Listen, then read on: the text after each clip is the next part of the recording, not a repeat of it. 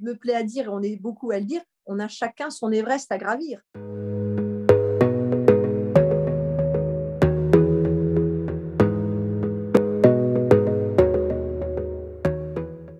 En deux mots, je m'apprête à partir le 10 avril prochain pour 50 jours d'expédition pour l'ascension du mont Everest, donc le toit du monde, hein, à 8848 mètres. J'espère être la 13e femme française à accéder au sommet et à revenir pour vous en parler de toute cette expérience. Associé à ce projet, qui est un réel défi à la fois sportif et en termes d'engagement, eh bien, je me suis associée avec l'association TCAP 21, une très très belle association marseillaise présidée par Katia Bergamilli qui s'occupe en fait des enfants atteints d'handicap et notamment de la trisomie 21. Et avec ces jeunes, nous avons notamment été ces derniers jours à Val Thorens pour leur faire du ski et en fait les intégrer et les insérer au mieux dans la vie active. Et donc tout au long de l'année, cette année et les années à venir, l'objectif c'est vraiment de m'associer à cette association pour faire émerger les projets de ces jeunes qui sont extraordinaires. Donc dans le cadre de l'ascension de l'Everest, eh bien, je porterai les projets et le drapeau de TCAP 21 jusqu'au sommet. Et voilà. D'autre part, ça c'est un engagement solidaire que je souhaitais apporter à ce défi sportif. L'autre aspect, c'est l'aspect environnemental, comme vous le savez, hein, qui me tient à cœur à chacun de mes défis. Je m'associe à Marion Scherer-Dupuis, qui est une alpiniste française basée dans les régions du Tibet, dans sa charte Clean Everest, qui me permet de m'engager à ses côtés pour remplir tous les critères de cette charte, c'est-à-dire inciter, sensibiliser l'ensemble des membres de mon expédition à toutes les valeurs qu'elle porte. Donc, ça va du respect des personnes qui vont nous aider, donc de la population Sherpa. Ça va bien évidemment dans la récupération de nos déchets, le nettoyage de tout ce qu'on va faire. Il y a tout un tas de bullet points, on va dire, à cette charte qu'il faut cocher. Et j'espère en cocher un maximum et sensibiliser tous les membres de mon expédition à faire de même. Donc voilà, ce projet, c'est certes un défi sportif, c'est le projet d'une vie, hein. On ne prépare pas comme ça en 2 secondes, on ne se dit pas, tiens, demain, je vais monter l'Everest. Mais au-delà de ça, je voulais vraiment donner un fond à cette histoire et associer des gens qui me ressemblent avec les mêmes valeurs. Et je les ai trouvés avec ces 2 belles personnes, Katia et Marion. Depuis déjà septembre, après le Coast to Coast, je me prépare physiquement. Et puis le mois de janvier, nous l'avons passé avec ma petite famille à Chamonix pour peaufiner tous les aspects techniques de l'ascension. Et puis là, je suis suivie chaque jour à la clinique Saint-Martin-du-Sport, qui est une clinique sensationnelle pour les sportifs, qui me prépare vraiment d'une manière spécifique au niveau athlétique, cardiovasculaire et tout autre. Avec tous leurs équipements à l'ascension. Donc chaque jour, un entraînement spécifique.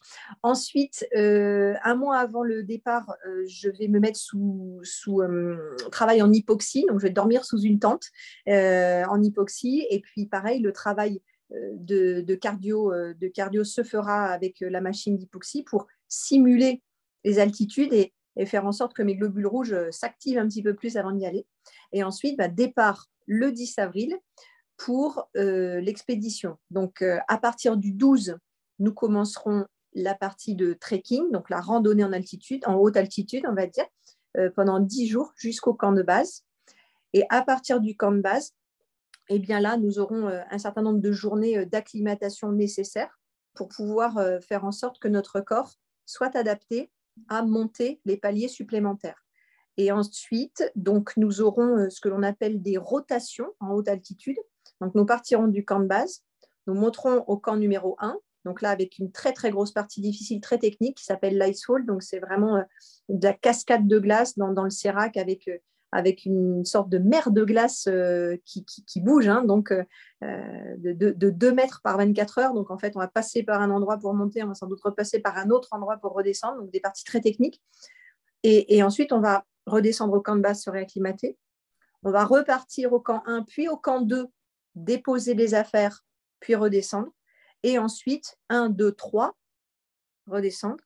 Et à partir de ce moment-là, quand on aura, on va dire, fait ces paliers d'acclimatation, quand on aura déposé notre matériel nécessaire pour le push final, eh bien là, on attendra que la fenêtre météo soit clémente pour pouvoir faire le push du summit, comme il l'appelle, et là, partir l'équivalent de 4 à 5 jours. J'espère que ce ne sera pas plus, pour vraiment gravir le 1, le 2, le 3, le 4, le sommet, et pouvoir redescendre sereinement.